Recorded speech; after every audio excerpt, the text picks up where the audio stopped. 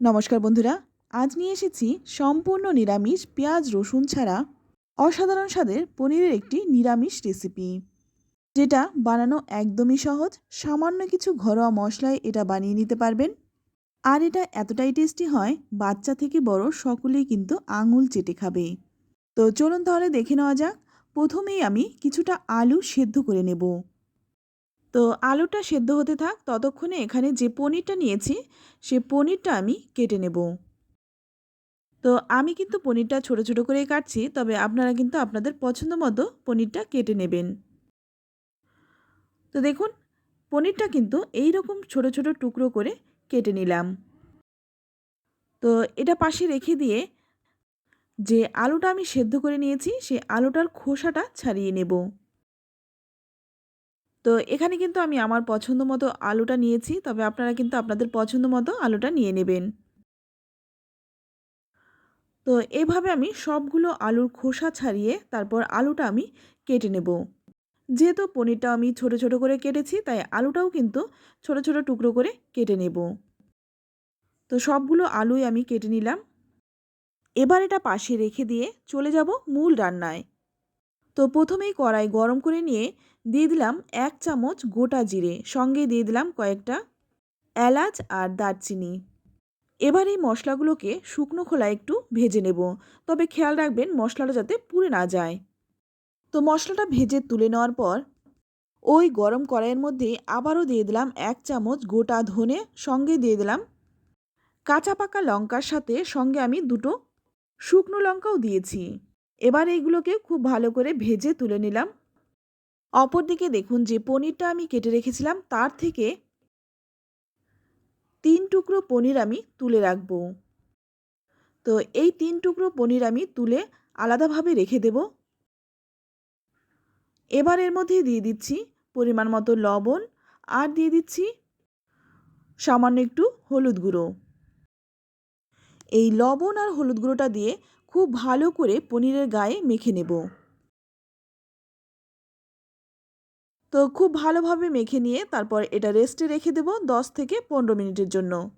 10-15 minute পর কড়াই গরম করে নিয়ে এখানে দিয়ে দিচ্ছি 2 চামচ সর্ষের তেল। আজকের রান্নাটা আমি সর্ষের তেলে করছি, তবে যেহেতু নিরামিষ রান্না আপনারা কিন্তু সাদা তেলেও রান্নাটা করতে পারেন। তেলটা ভালো করে গরম করে নিয়ে তারপর এখানে দিয়ে দিচ্ছি নুন হলুদ মাখিয়ে রাখা পনিরগুলো। পনিরটা খুব ভালোভাবে লালচে রং ধরিয়ে ভেজে নেব। 4-5 মিনিট সময় নিয়ে পনিরটাকে খুব ভালোভাবে ভেজে নিয়ে তারপর তুলে নিলাম। এবার ওই তেলের মধ্যেই ফোড়নে দিয়ে দিচ্ছি 3টে তেজপাতা, আর দিয়ে দিচ্ছি 1/2 চামচ গোটা জিরে। এবার ফোড়নটাকে খুব ভালো করে ভেজে নেব। 20 থেকে 25 সেকেন্ডের মতো ফোড়নটাকে খুব ভালোভাবে ভেজে নিয়ে তারপর এখানে যে কেটে রেখেছিলাম আলুগুলো, সেই আলুটা দিয়ে দিলাম।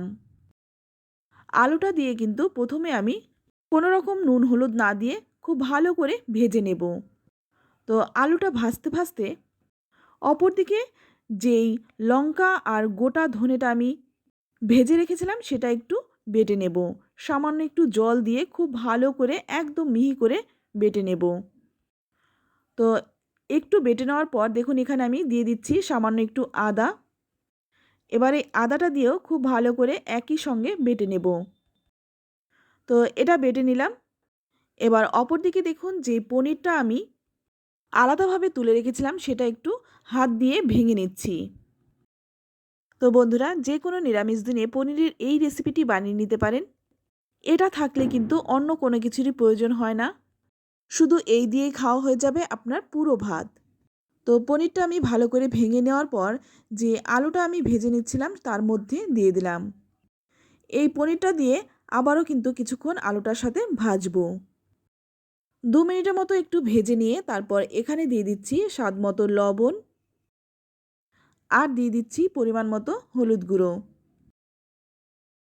আমি কিন্তু আর এখানে কোনো গুঁড়ো মশলা দিলাম না, কারণ আমি সমস্ত মশলাই কিন্তু বেটে ব্যবহার করব। তবে আপনারা চাইলে কিন্তু গুঁড়ো মশলা দিয়েও রান্নাটা করতে পারেন। তবে গুঁড়ো মশলা দিয়ে রান্নাটা করলে এই রকম স্বাদটা কিন্তু আসবে না।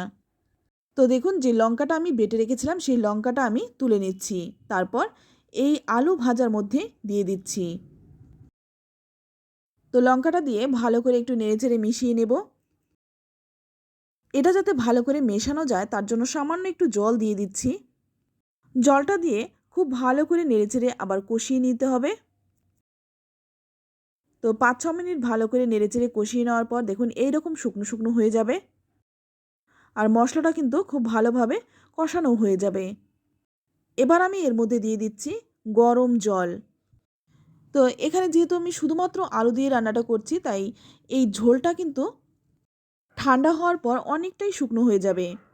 তাই প্রথম দিকেই কিন্তু জলের পরিমাণটা একটু বেশি দিতে হবে, কারণ আজকের রান্নাটা একটু ঝোল হবে। সবসময় কিন্তু শুকনো শুকনো গ্রেভি ভালো লাগে না, মাঝে মধ্যে এইরকম হালকা পাতলা ঝোল থাকলে খেতে বেশ ভালো লাগে। তো ঝোলটা দিয়ে ভালো করে নেড়েচেড়ে মিশিয়ে নিয়ে তারপর 3-4 মিনিট ফুটিয়ে নিলাম। এবার আবারও একটু নেড়েচেড়ে দিয়ে এখানে দিয়ে দিচ্ছি ভেজে রাখা পনিরগুলো, সঙ্গে দিয়ে দিচ্ছি 1 চামচ চিনি। যেহেতু নিরামিষ রান্না তাই স্বাদটা ব্যালেন্সের জন্য চিনিটা দিয়ে দিলাম। তো পনিরটা দিয়ে খুব ভালো করে নেড়েচেড়ে মিশিয়ে নেওয়ার পর আবারও কিন্তু একটু ফুটিয়ে নেব। তো এটা ফুটতে থাক, ততক্ষণে অপরদিকে যেই গোটা জিরে আর গরম মশলাটা ভেজে রেখেছিলাম সেটা একটু বেটে নেব। তো আমি মশলাগুলো শিলেই বেটে নিচ্ছি, তবে আপনারা চাইলে কিন্তু মিক্সিতেও বেটে নিতে পারেন।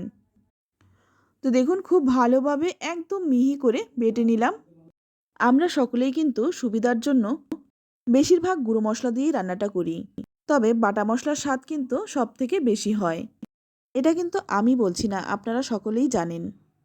তো দেখুন ভালো করে বেটে নিয়ে তারপর জল দিয়ে একটু পাতলা করে দিলাম, কারণ যখন ঝোলের মধ্যে দেব তখন কিন্তু আর ডেলা পাকিয়ে থাকবে না, ঝোলের সাথে খুব ভালোভাবে মিশে যাবে।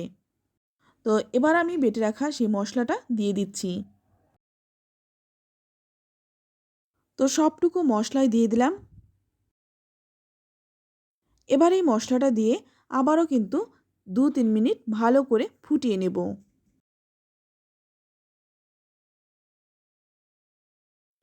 তো ভালো করে ফুটিয়ে নেওয়ার পর এখন কিন্তু রান্নাটা প্রায় হয়েই এসছে। এবার নামানোর আগে দিয়ে দেব 1 চামচ ঘি। আর ঘিটা কিন্তু অবশ্যই দেবেন, ঘি দিলে কিন্তু রান্নার স্বাদ দ্বিগুণ বেড়ে যাবে। ঘিটা দিয়ে ভালো করে নেড়েচেড়ে মিশিয়ে নিয়ে তারপর গ্যাসের আঁচ বন্ধ করে ঢাকা দিয়ে রাখবো যতক্ষণ না পরিবেশন করছি। তো দেখুন একটু পরিবেশন করেও দেখিয়ে দিলাম এটা দেখতে কতটা সুন্দর হয়েছে। এটা দেখতেও যেমন সুন্দর হয়, খেতে কিন্তু অসাধারণ হয়।